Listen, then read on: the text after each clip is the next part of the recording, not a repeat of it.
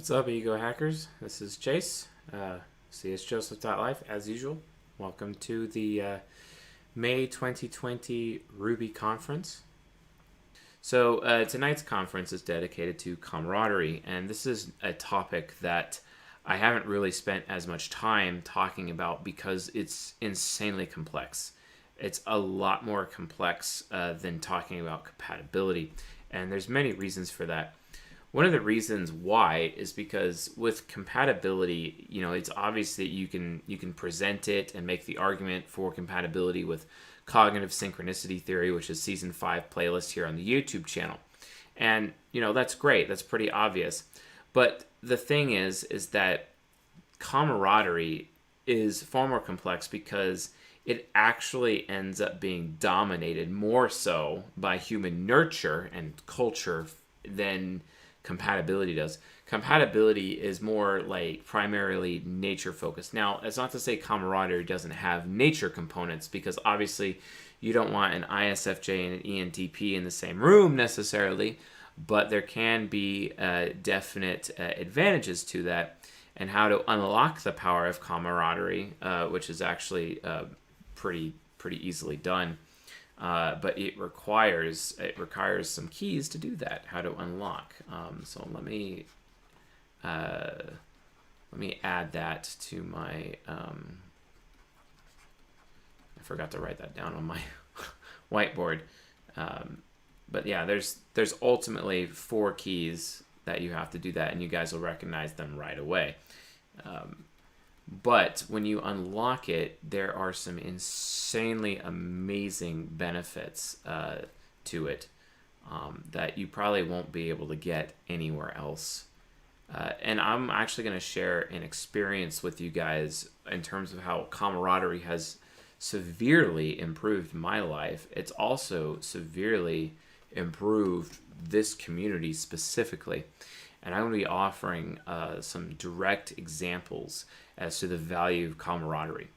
We haven't really talked about it very much.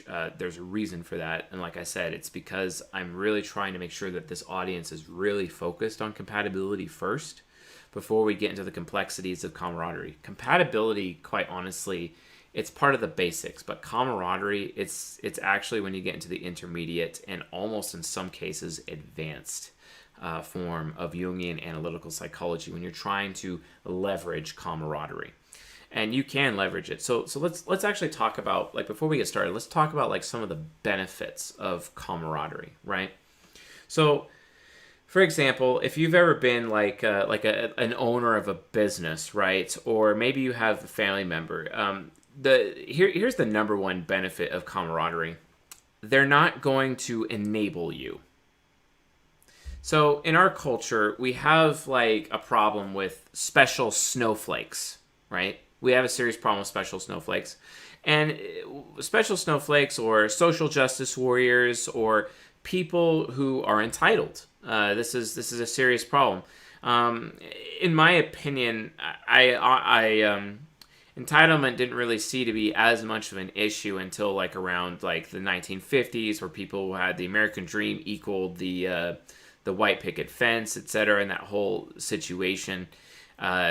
That's kind of when it started going downhill. And those people, that generation, gave birth to the people in the 60s who, and that's where, the hippie movement came from. And then that's where, entitlement started becoming a serious issue. And then you have Marxism and a whole bunch of, these kinds of philosophies, these NF-related philosophies coming about. I'm not saying they're bad. All of these philosophies are necessary. Having a philosophy, I don't have a philosophy of Marxism, but I think the existence of Marxism is absolutely necessary. Just like I maintain the existence of Nietzsche's nihilism is also necessary, or Socrates' endless search for truth, etc.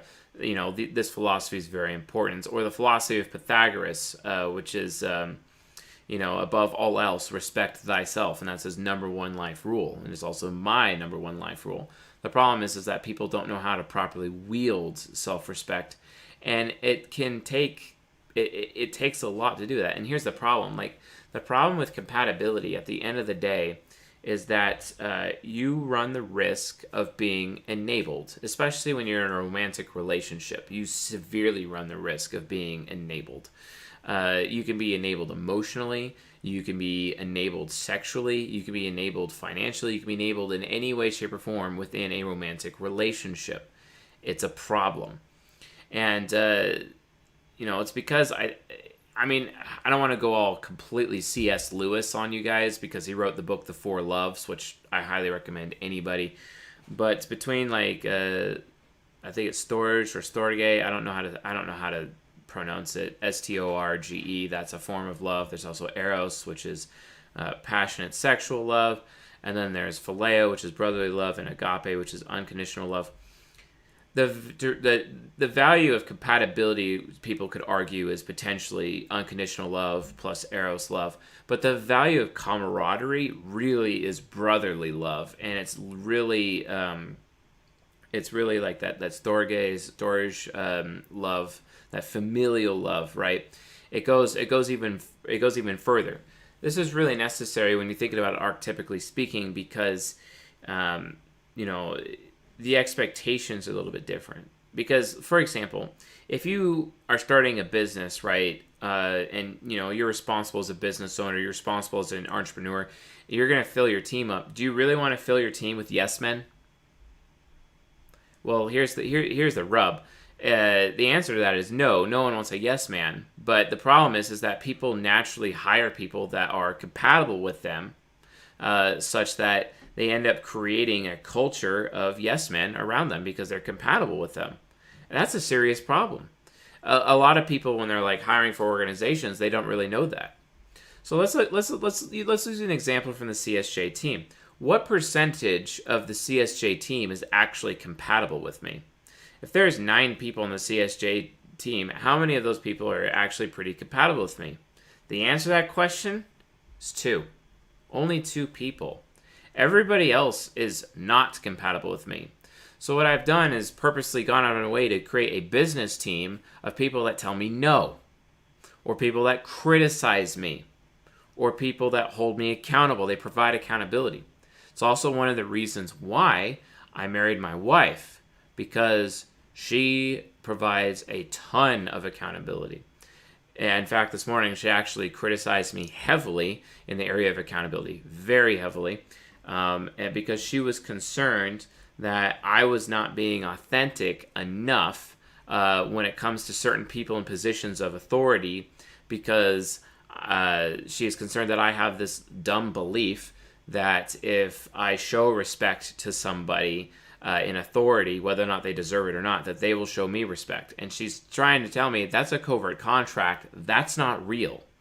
So she's saying it's always better to just treat them authentically, regardless of be respectful, but don't bend over backwards for them, because there's no guarantee if they're going to respect you or not. In fact, they've already made that judgment about you ahead of time, right? So why bother? So it's having these kinds of people in your life. That's the key. That's the point behind camaraderie.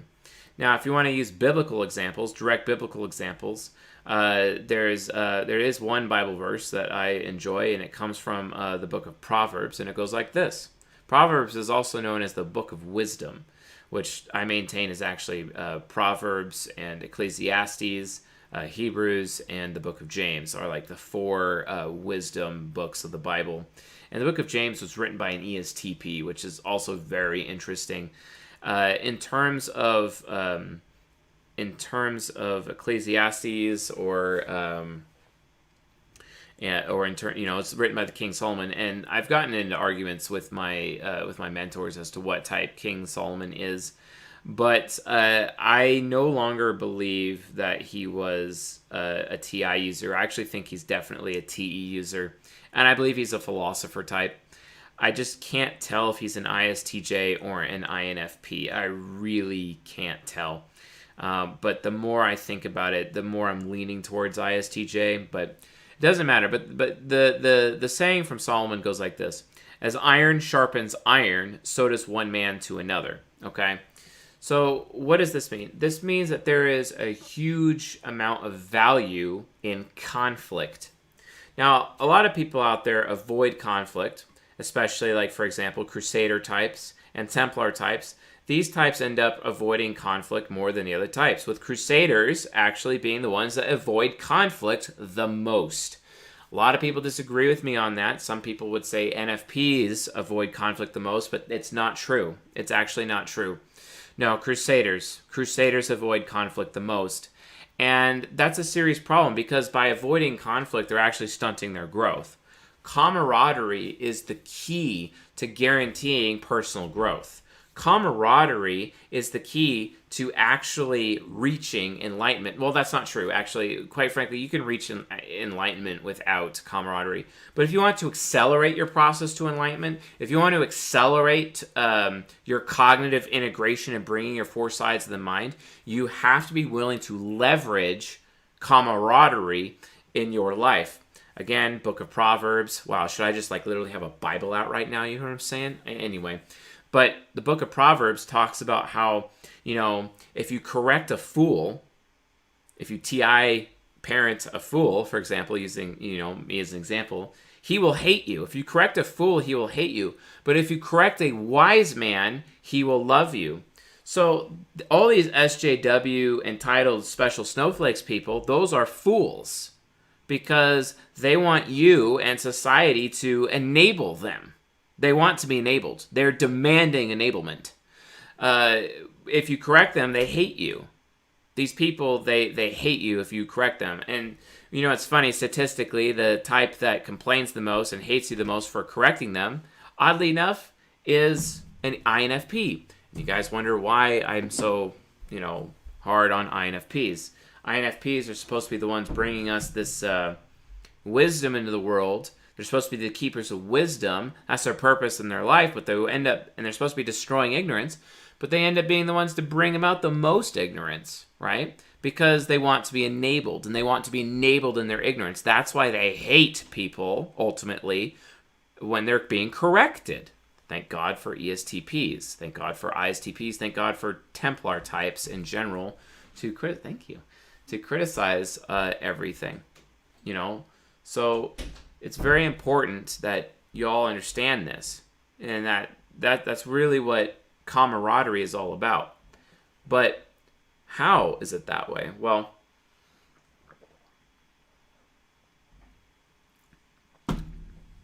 how? So, what is camaraderie? Let's do that. Camaraderie is spare the rod, spoil the child. Camaraderie is as iron sharpens iron, so does one man to another. That's what it is, consistently. And if you're not willing to, take criticism in your life, your growth will be stunted. It will be slowed. It'll take you a lot longer to reach cognitive integration. In fact, it'll actually put your meaningful death at risk. You may not even have a meaningful death. You're at risk of being killed by a drunk driver. You're at risk of being the drunk driver killing somebody else and being in jail for 20 years, for example. That's when, you decide to run away from your problems and run away from criticism and run away from your family. And then, you're sitting there at the bar drinking, making an excuse, well, I'm not hurting anyone else. And then all of a sudden, the consequences of your actions, and it doesn't matter if you're not aware of the consequences of your actions, you're going to have to get it out. This is why the number one lesson for Templar types is that they need to be proactive, right? It's the number one lesson. It's actually the number one lesson of SP types is learning proactivity. It's just so hard because they're so reactive, and they develop their lower functions to be able to create some kind of proactivity. It's very difficult because they don't have a long-term memory of past pain that they can rely on to force proactivity. Well, that's why they need comrades. They need people around them to provide challenge, to provide conflict, okay? So look at it this way. Compatibility, like if we're going to make a direct distinction between the yin and the yang according to Eastern philosophy, right? If we're going to make that connection to yin and yang, Eastern philosophy, the yang, which is the masculine, and it's, the white side, the black side is feminine, etc. Well, the feminine exists to provide challenge to the masculine. That's why when, women come to me and complain about their husbands or complain about their boyfriends or complain about their relationships or complain about their failures in relationships, etc., the reality of the situation is I tell these women, okay, so you do realize like what your problem is, right? You do understand what that is, right? And I'm like, you're not challenging the men. You're not providing challenge. And here's some examples of challenges. Having personal standards such that you create personal boundaries and you enforce those boundaries on those men in your life. For example, you don't get to have sex with me unless you're willing to die for me. That's the reality. Get over it. You see what I'm saying? Easier said than done, right? Definitely is for women. Not so much for men, actually, because of camaraderie. So when you look at the yin and yang in terms of, and you compare it to compatibility versus camaraderie, compatibility, natural compatibility, really is the yang side. It's the masculine, it's the generative force, right? But the chaotic force, the thing that provides challenge, is camaraderie. Everyone's trying so hard to find someone compatible with them that they don't ever spend any time actively looking for people who they're comrades with. Why is this? A concept that we've talked about before known as cognitive projection. I'm actually going to be going a little bit deeper on it in season 18. But cognitive projection is, so for example, an INTJ, right? An INTJ is naturally going to go out of their way to find people high compatible with them. They're naturally going to find their top 5 best relationships, especially sexual relationships, to be friends with. They're going to focus all of their energy on getting that eros love and all that unconditional love, and they ain't going to focus on the storge or the phileo love. They're really not going to. They're going to focus on those loves because, those are the loves that feed their ego the most, right? Feeding their ego. Okay, so that's okay, sure, great. But then here's the problem. If you're in a relationship with your golden pair or your silver pair or your bronze pair or your pedagogue or your benefactor, guess what? All 5 of those will ultimately enable you. All of them. Especially the bronze pair. That one will enable you the most, by far. And then the benefactor. That's the second one that will enable you the most. And then the silver pair, and then the pedagogue, and then follow, and at the very end of it, the golden pair. Now, or the golden pair is second to last. The pedagogue's last. The pedagogue's last for enablement because they're your teacher, and you are teaching them, and they're teaching you. So thank God that relationship, out of the top 5 sexual relationships for any of the types, top 5 intimate relationships for any of the types, at least that one will eventually provide conflict that you need in order for you to grow. That's why that relationship is so powerful. That's why the pedagogue relationship is my personal favorite for people, because it really leverages personal growth and gets you closer to enlightenment and cognitive integration better than any of the other relationships, hands down. The thing is, though, if you're in a bronze pair, for example, and I'm looking at you here in this live stream, if you're in a bronze pair, for example, you need to make sure that you have other people in your life to provide conflict because you will enable each other.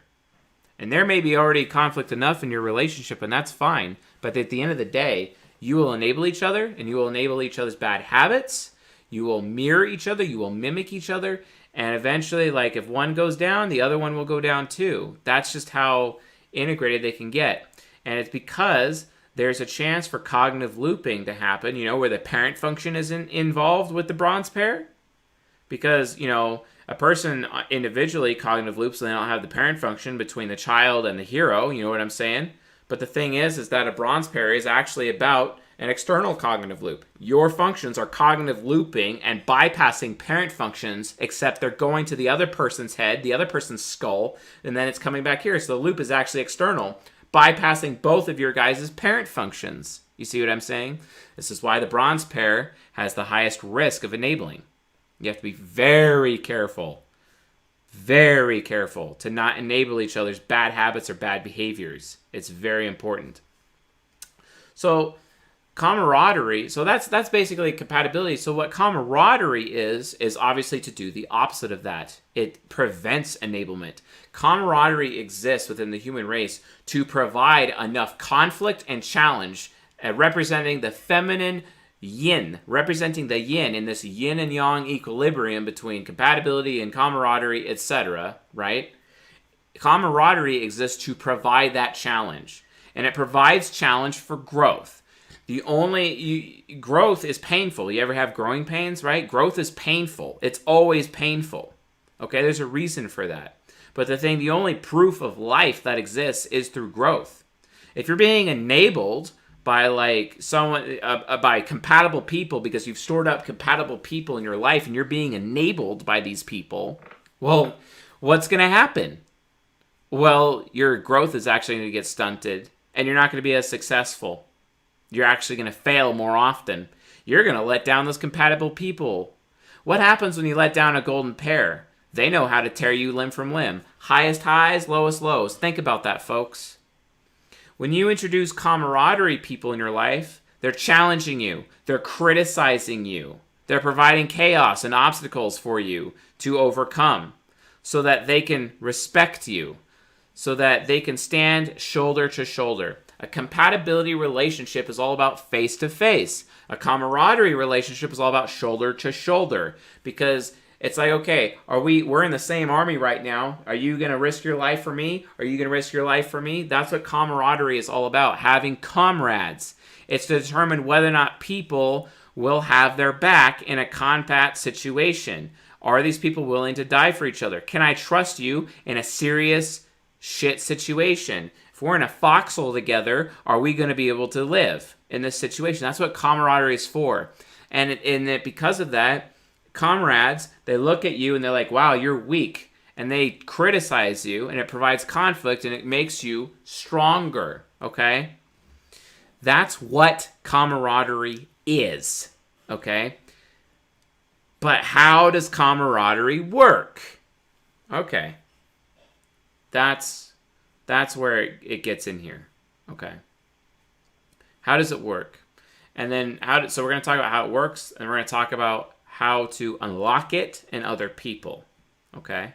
How to unlock it in other people. How to gain the full benefit of camaraderie from others, okay?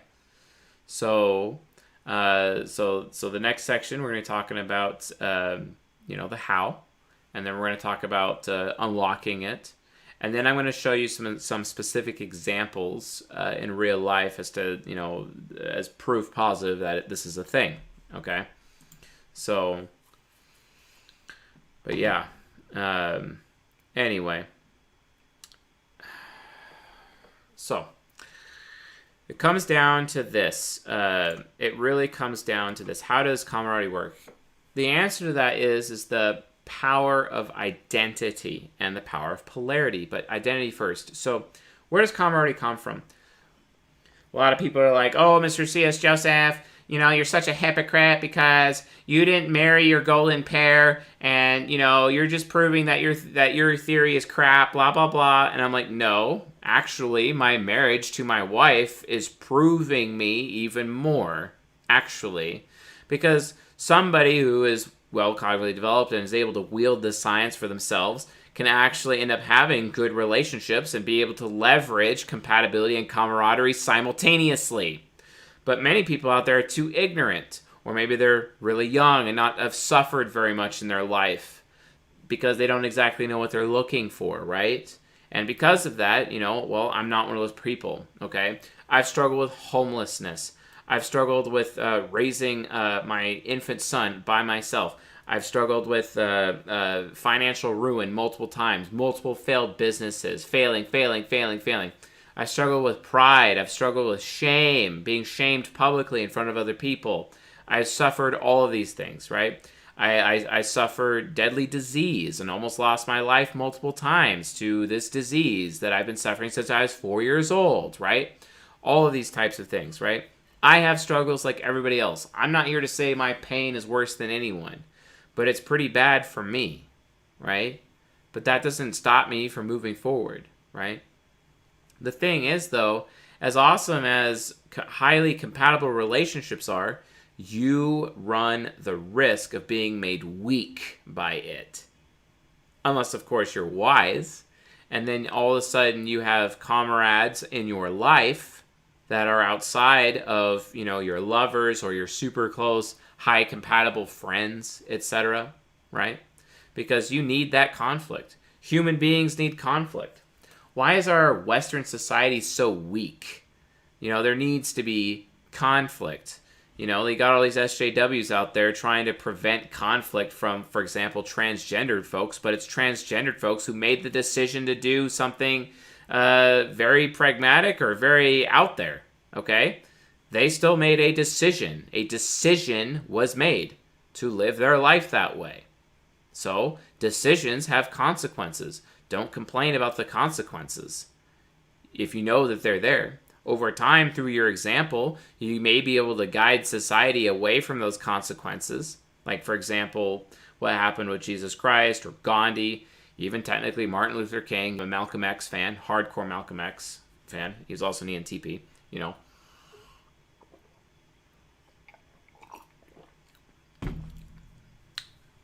But that's the power all these things are, in terms of how camaraderie works, where does it get its power? It gets its power from identity. Think about it. Look at all the people on the YouTube channel when they're super chatting me and trying to get me to type people. It's always people they identify with. Certain artists or certain famous people. It's all people they identify with. And they feel so good about themselves to find out that one of their most favorite artists or one of the most favorite celebrities is the same type as they are. Because it gives them a glimmer of hope that they too could be successful like that person. That right there is the fundamental basis for shoulder-to-shoulder relationships. That is the fundamental basis for camaraderie. That's why it exists. Would you not choose a person that you regard highly or you respect highly or you wish you were more like, or someone that you hope to identify with? Would you not want that person in your face criticizing you? Would you not find that so valuable, right? It'd be nice to be criticized by Benjamin Franklin. It'd be nice to be criticized by Steve Jobs, by Malcolm X. It'd be really nice to be criticized by these people. People that I hold in high regard, right? It'd be nice to be criticized by Jordan Peterson. I would really enjoy that. Don't you guys see the value in that? Let me tell you something, folks. It makes me stronger every time. Because the whole concept of what doesn't kill you only makes you stronger, right? Or you hear about it from Disney's Return of Jafar. You'd be surprised what you could live through, right? That's the essence of camaraderie. But it gets its power from identity. Identity is the key. Especially in our Western society where most people don't know their identity because, quite frankly, everyone's fatherless to a point. Our fathers are either inept or absent or dead. So there's very few successful fathers out there. Very few. Of course, society is structured this way and predisposed to destroy fatherhood, much less manhood anyway. So that everyone continues to become weak. Everyone continues to become, this bullshit society where everyone expects to be enabled, right? That's a problem. So the power of identity has something called the bleed effect, okay? This is why shoulder to shoulder. Like I said, would you not want somebody, that you regard highly to criticize you? I would love to sit down with Elon Musk and just let him criticize me and yell at me for like an entire day. That would be great. Where he would point out everything wrong in my entire life from start to finish. That would be excellent. He's got super high camaraderie with me. He's a fellow NTP, super high camaraderie. And that level of camaraderie, having, him be there at my shoulder and he's like, hey, we're going to look shoulder to shoulder. We're in the foxhole together right now. This is life. I need to know that I can rely on you. I need to know that you got my back. I need to know, I'm like, I get that you identify with me, and I know I identify with you But that's what scares me. And he tells me in this foxhole with Elon Musk tells me, you know, you're really irresponsible. You're not doing this, you're not doing this, you're not doing this, you're not reading these books, you're not doing this. And he goes over this whole list because he sees himself in me. And he sees who I could be. It's no different than an ESTP with an INFJ in the same room. The INFJ sees themselves in the ESTP, but finds them too harsh and very asshole-ish, and is trying to get them to have like some kind of emotional development so that they're not being asshole-ish and freaking out the INFPs of the world or the ENFPs of the world, right? Or the ESTP finds the INFJ completely fake and is trying to get them to actually be like more authentic than they are, or is trying to get them to actually perform instead of trying to like cut the competition and instead actually be competent, because the ESTP often finds an INFJ incompetent with all of the pride with none of the skill, and it bothers ESTPs, for example.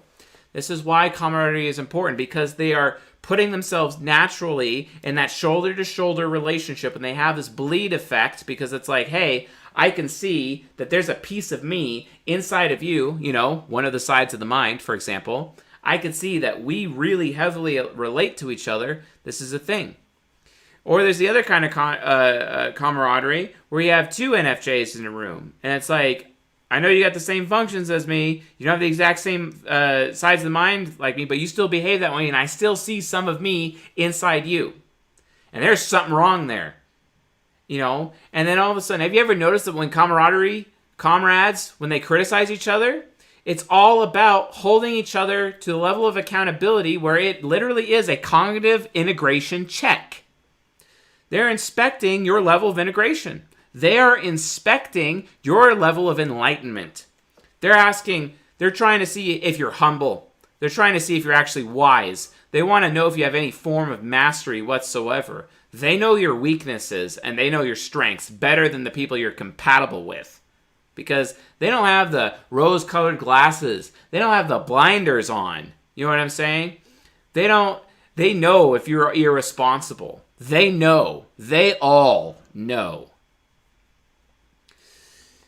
And it's because of this bleed effect. And because of this bleed effect, when they see someone like them behaving in a certain way, they get so triggered that it becomes a responsibility in their head, regardless of them being guilty of the same things or not. Although they should, obviously pull the plank out of their own eye before removing a speck on a brother's eye. Jesus said that. But regardless, especially Templar types, for example, or even Wayfarers, they end up feeling the responsibility to challenge, to conflict, to criticize, to inflict pain on those people. Because they're like, you're not being responsible because of this. You're lacking humility because of this. Your pride is stupid. You are so foolish. Wow, all that effort and you haven't even mastered a damn thing in your life. You see what I'm saying? They're actually kind of comparing themselves to the person, which can be dangerous. It is written, judge not, or you too will be judged. And if you judge, you will be judged by the same measure with which you judge. That's not a command to not judge people. I don't understand why people think that the Bible tells people to not judge others. That's crap. The Bible says definitely judge people. Just realize there's a consequence to the judgment. That's all. It's a hypocrisy check. It's the fiery sword of truth. The fiery sword of truth, that's Jesus' T.I. child, fiery sword of truth, telling you if you judge somebody, guess what? You're going to be judged in the same way you judge them. It's the Templar mirror, folks. That's what the fiery sword of truth is all about. It's the Templar mirror. Okay? So, and Templars, if they're, what's great about Templars is that they have a tendency to wield camaraderie better than other types. But that's still a little subjective, and I'm not sure I can actually make that claim. But outwardly, they can. Inwardly, I think Crusaders can wield it pretty well as well. But again, that's also subjective. That's very subjective. Crusaders mimic people's behaviors. Sometimes they can do it. Sometimes they do it like to show people and give them a taste of their own medicine. But the reality situation is, it's really Templars with that Templar mirror. That Templar mirror can go really, really far. And don't forget, that mirror still extends in the philosopher types who have Templar shadows. You know what I'm saying? The mirror is everywhere. Okay. And don't forget, Wayfarers can still mimic because they have the Crusader mimicry in there as well. Camaraderie is available for everyone.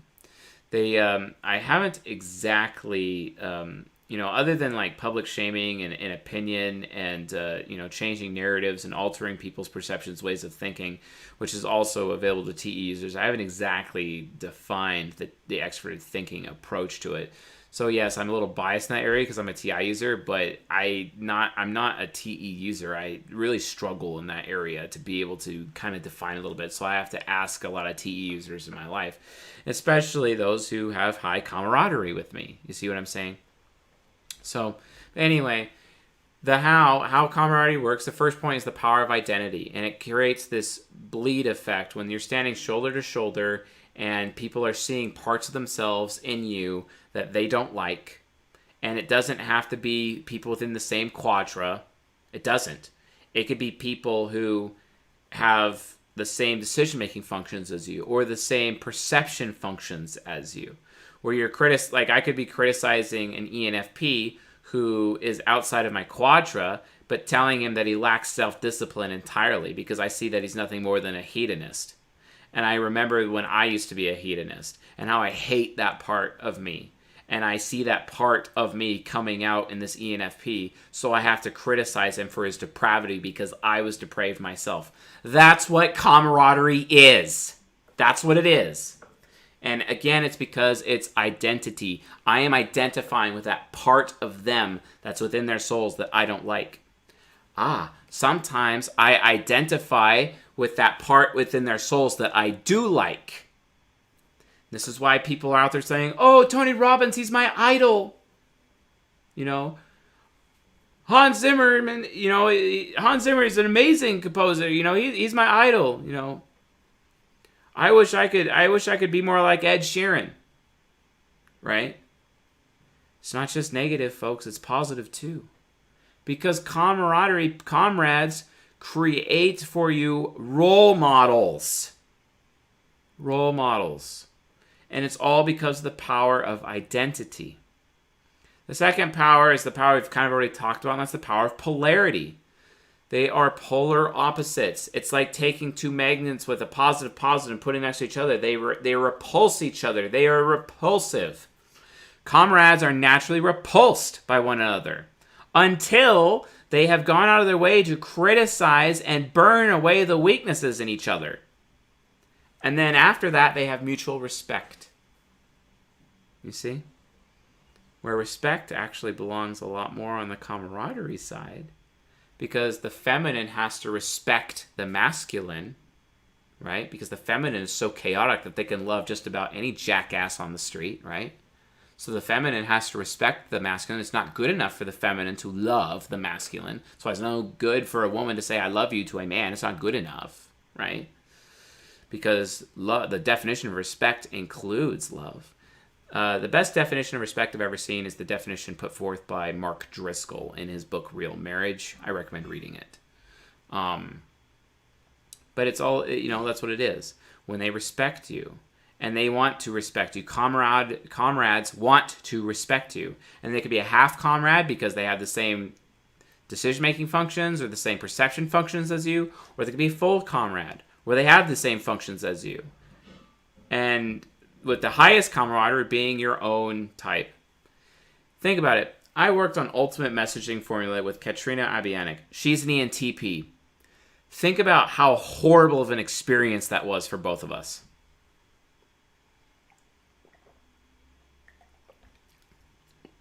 The reality situation is, I've learned more about sales, marketing, business, customer service from Kat than I have any other human being in my life, regardless of the amount of books that I've read. We have this huge comrade relationship with each other that we leverage all the time because we challenge each other all the time. And there are some days when I am so pissed at her. And there are so many days where she is so pissed at me.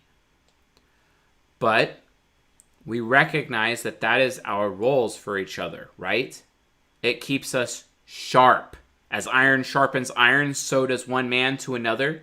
It keeps us growing, right? We stay growing. The polarity is necessary because it grows us. It makes us stronger, more capable, okay? If you really want to be so capable in your compatible romantic relationships, why are you avoiding the conflict? The conflict from camaraderie will make you stronger to perform in your compatible relationships anyway.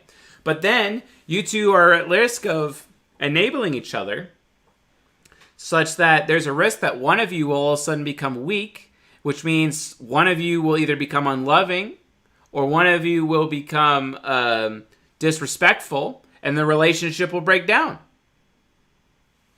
Because you didn't have people willing to tell you no.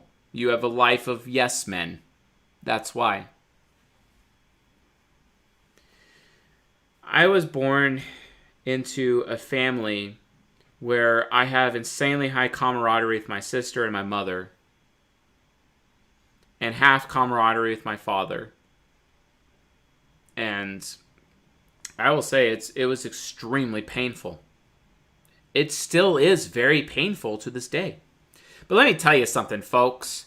Thank God. Because if I was in an enabling family, do you understand how freaking depraved I would be? You would have no respect for me. I'd still be that jackass who is homeless with an infant, somehow dragging my ex-wife, around with me at the time. We were still married at the time.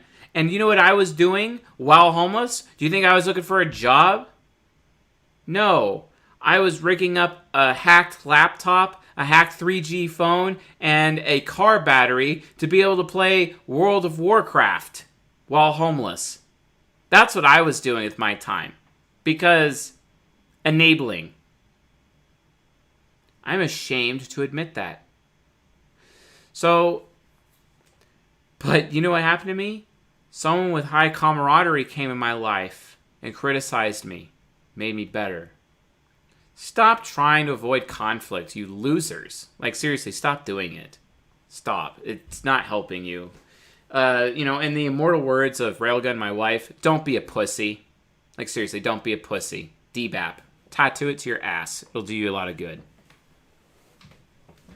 So that's how camaraderie works. It's the power of identity and the power of polarity in perfect yin and yang equilibrium with each other, representing the masculine and the feminine, such as camaraderie itself represents the feminine to the compatibility's masculine, etc., right?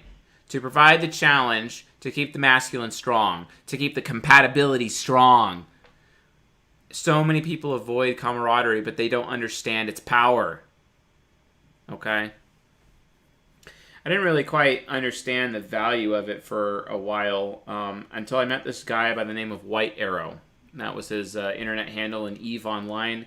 He was the chief executive officer of a corporation known as Burning Napalm. And he had this guy, this ISTJ, that I absolutely could not deal with. And White Arrow was an ENFJ, as near as I could tell. He's definitely a Templar type. Or he was an ESTP. He's direct initiating outcome for sure. But he's an extroverted Templar type, and he had this ISTJ that I absolutely hated. In fact, everybody hated this ISTJ, but this ISTJ was his executioner. This ISTJ was what he called his no guy. Anytime anyone would want to talk to him about anything or ask for something, he'd just have Kelmac tell them no. Because Kelmac exists to be no. To tell him no, because Kelmac doesn't have guilt, whereas White Arrow was all about having guilt, right? This is hardcore relationship truth in a video game, right? Okay, so that's you're seeing it work right there, right? So how do you unlock camaraderie? You unlock camaraderie by focusing on the 4 things to help you reach enlightenment, which we have learned in season 19. Okay, Gaining responsibility for your ego. Gaining humility for your subconscious. So you gain responsibility in your ego so you avoid quarter-life crisis, right? Then you gain humility in your subconscious so you avoid midlife crisis. Then you gain wisdom in your shadow, aka your unconscious, so you avoid 3/4 life crisis. And ultimately you gain mastery so you avoid final life crisis and you die a meaningful death. Okay? That's the point. But here's the thing. Comrades know where you're failing in all 4 of those areas. You want to unlock camaraderie? Find a comrade, get to know them a little bit, and ask them to their face to criticize you. Ask them to shame you. Ask them to guilt you. Ask them to show you everything that's wrong about you. Ask them the parts of themselves that they see in you. And then ask them to criticize you and ask them their recommendations on how to make you better. You don't understand the power of that? Read How to Win Friends and Influence People. You want to have a great relationship with a comrade? Don't treat them like your little cognitive projecting that you do where it's like, my mind is predisposed to treating people like my golden pair, and I just want to treat everyone like that because I treat them this way because naturally my brain treats everyone like my golden pair because it's trying to find my golden pair or people compatible with me so that I can gain acceptance. Okay, that's fine. But don't project onto your comrades. Bring your comrades. Haven't you ever heard of keep your friends close but keep your enemies closer? Do you not understand that? You guys need to freaking understand Madam Web from the 1990s Spider-Man series. Get your head in the right place, folks. You can actually watch that on Disney Plus right now, just saying. Anyway, the point is, if you want to make gains in responsibility, humility, wisdom, and mastery, if you want to even fast track yourself, find comrades and make those comrades your mentors, where they provide you challenge, criticism, constructively or destructively, it doesn't matter. All criticism is necessary. Otherwise, you're nothing more than a fool who hates being corrected. You know, like a lot of INFPs that I've met on YouTube, for example. Right? It's no wonder I don't respect them. Right? He who has an ear, let him hear. Oftentimes a question whether or not those people even have ears, right? Wisdom, folks. Humility, responsibility. You're not going to gain those things if you're too busy trying to be enabled all the time. Stop using cognitive projection and start looking for people that don't like you. When you read How to Win Friends and Influence People, if you just straight up ask people to criticize you, they will respect you more. How is that not valuable? You go out of your way trying to be compatible with people, trying to get people to love and accept you, but you're not going out of your way to get people to respect you. You see? It's funny, my wife and I even had an argument about that this morning. And she was right. She's always right. So am I. But that's the thing. Every time we get into an argument, I learn a valuable lesson, and so does she. And I love her for it. I love her dearly. I could never get that from anyone else. You know? So, that's how you unlock camaraderie, folks. It's literally asking for criticism. You want to learn how? If you want some specific details, read Dale Carnegie's book, How to Win Friends and Influence People. You can get it at csjoseph.life/reading. It's right there. Click the link. Spare the rod, spoil the child. As iron sharpens iron, so is one man to another. So, let's give some examples of camaraderie in Chase's life. I have an INFP on my team. I always ask his opinion. And we all know that I struggle with INFPs, but they're brilliant. And he provides excellent opinions. He provides really good criticism. He provides warnings. Yeah, he's got any parent, but any parent is more precise than my any hero. All the parent functions are more precise. The auxiliary functions form last in the ego. That's why they have the most accuracy and precision. Hero functions have a tendency of getting a little arrogant, right? And they end up overshooting or miscalculating. They end up missing the mark. They end up sinning more. Missing the mark, that's what a sin is. That's why when you're shooting a bow and arrow on a target and you miss, it's called a sin if you didn't hit the bullseye. Okay? That's where that comes from, right? I have an ISFJ on my team. I have an INTP on my team. I ask them for criticism all the time. I actually go to the ISFJ and say, look, I'm Effie Child here. I'm concerned that I might get a little immature here with my Effie Child over this social situation involving customers. I need your Effie parent. Parent me. I literally tell him that. I ask him to parent me. And he does. I'm like, okay. Because I see the value of parent functions, right? The INFP warns me. The INTP warns me, right? I go out on my way to give their inferior functions what they need, but I leverage their parent functions. I leverage their inferior functions. I give them the opportunity to be who they really are. The ISFJ often tells me, hey, any hero, that sounds desirable, but reality, because I'm concrete and you're not, the reality situation is my extrovert intuition aspirational says people aren't going to want that. They're going to want this instead, and this other thing is more desirable. And I'm like, oh yeah, you're right. You see? That's an example of camaraderie. You don't got no yes men. They're willing to speak up and tell me what's on their mind, right? They're not enabling me. Because of that, I'm a lot stronger. Because of that, you folks have a better experience. If it was 100% the Chase show with the Chase yes men, do you guys think you're going to be enjoying SE Demon? I don't think so. They keep the demon in check, folks. That's the power of camaraderie. They expose your weaknesses to you, so you spend time working on your weaknesses so that your demon is happy. Your demon gets on it. The superego hates you and everything for that matter because it's unhappy, because you're underdeveloped. If you're getting comrades in your life who are criticizing you and holding you accountable, your superego's happy, provided you do what they say. Because the superego will accuse you. That demon inside you, it's like behaving like the devil, right? The devil's known as the accuser. It's accusing you all the time.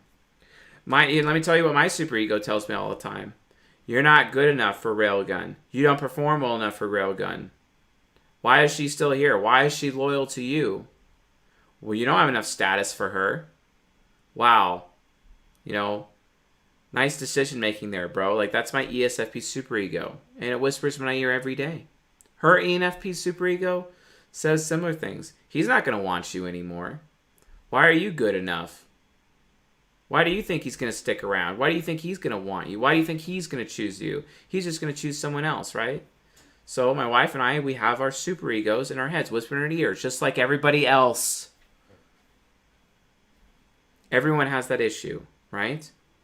But it's better to have the comrades in your life to do the work of your superego and make you stronger instead. You see what I'm saying? You need those people to provide conflict. You need those people to provide challenge. It's like I tell, stop avoiding pain. Stop avoiding conflict. You won't have a good life. Your superego will eat you alive. And it will take your compatible relationships away from you because you are not leveraging comrade relationships. Wow. Major failure there, bro. It's not just about that conflict, though. Camaraderie's other purpose is to provide an example for you to follow. It's better to have a father who has high camaraderie with you than a father with high compatibility. That's how it is for my INFJ teacher. Because his father is my ESTP teacher. They're father and son. Whew. They hate each other so much, but I can see the benefit to both of them for that relationship. This is why people are commanded, love your neighbor as yourself. This is why we are commanded, honor your mother and father. There's a reason. It doesn't matter if you're compatible or if you have camaraderie with them or not. It doesn't matter. You aren't correct. You aren't right. You aren't the only person. Okay? We are commanded to not lean on our own understanding. Don't allow compatible people and surround yourself with only compatible people, or you will be enabled. You will become codependent. If you want a real life, put people in your life that say no to you. Put people in your life that criticize you so you can become better. Put people in your life that are good examples to you. This is why we listen to music of artists of the same type or of high camaraderie with us. I like Kanye West. He's an ENTP, right? This is why I watch. It's why my favorite character in Naruto is Nagato. He's an ENTP, right? This is why I love Malcolm X so much. He's an ENTP. I love Benjamin Franklin. He's an ENTP. I love Steve Jobs. He's an ENTP. You see what I'm saying? Examples. Elon Musk. He's an INTP. He's an NTP, like me, because I identify with them. Do you see this, folks? Do you understand now how important camaraderie actually is? Do you understand? Okay. Following examples of successful people who are of similar type, who you identify with, is very healthy. Understand their struggles. Like INTJs, for example. If INTJs are complaining about their struggle, I give them a copy of the 50th Law. 50 Cent is an INTJ. Listen to his book in the 50th Law. He co-wrote it with Robert Greene. What a huge honor. What a huge achievement on this INTJ's part. To be able to co-author a book with the great Robert Greene. Robert Greene also felt equally honored. There's honor amongst comrades, right? That's how it comes from. That's where it works, folks. Anyway, that completes the May 2020 conference. Let's move on into questions right now. Okay, so any questions pertaining to this particular conference?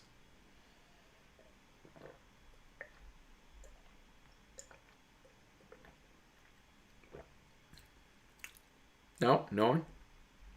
Okay.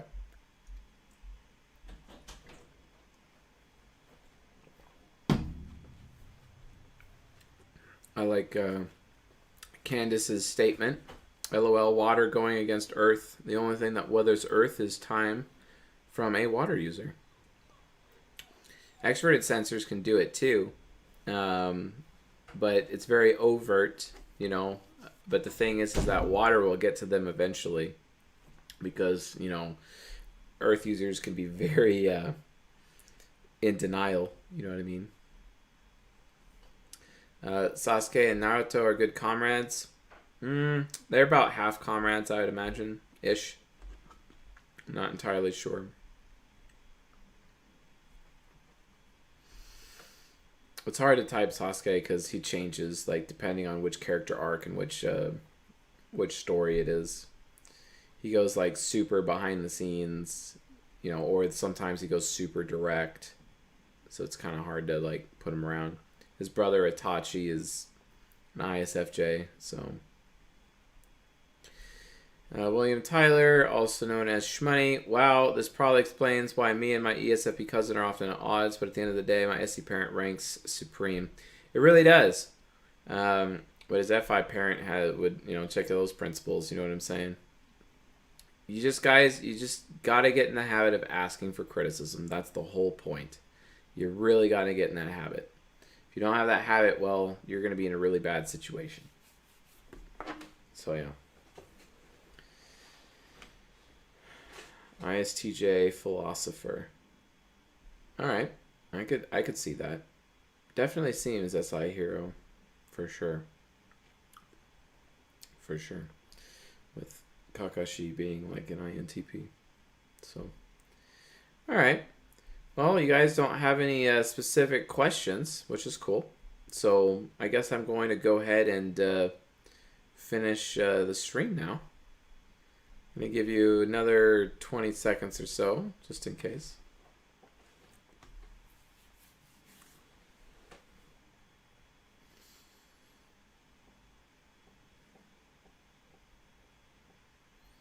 Well, I met another ENTJ female on the Discord server. Would be nice if we were on the same continent.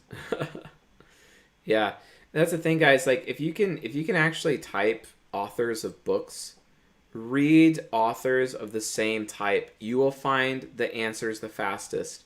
Like, for example, ENTPs that are struggling with obesity, I tell them to go to Thomas DeLauer because he's an ENTP. You see what I'm saying? So that's just one example, right? Thank you all for coming, and I hope you guys enjoyed this May 2020 conference. So, and with that being said, folks, I'll see you guys tonight.